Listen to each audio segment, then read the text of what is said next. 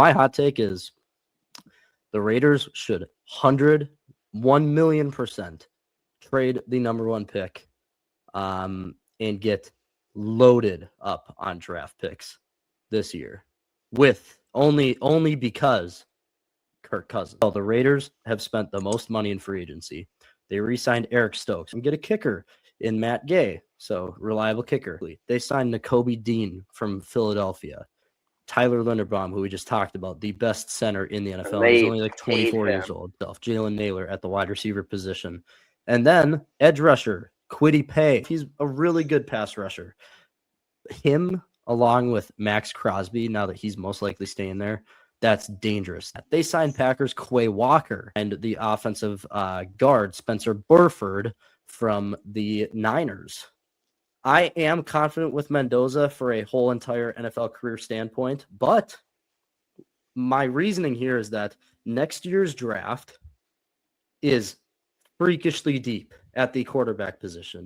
Arch Manning, Dante Moore, Julian Sayin is draft eligible next year. What I did yesterday is I traded with the Jets. The Jets, I want to pick 16, 33, 44.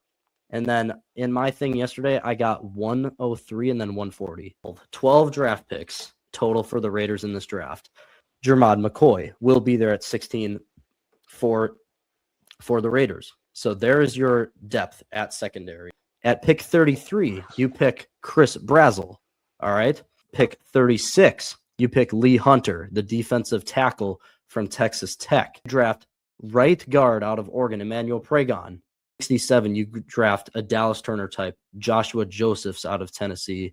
And then you draft another defensive tackle in Rashawn Benny. Now, this guy's a pure run stopper. The next picks, Jalen Kilgore, South Carolina's safety. And then Isaiah World is your next pick, offensive tackle from Oregon. You need to select a quarterback. And at 121 in the 4th round, Drew Aller.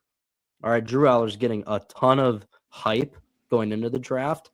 Really big arm. And here's the thing. You can develop him. If you see something, maybe you roll with him next year. Harold Perkins, just for more linebacker depth.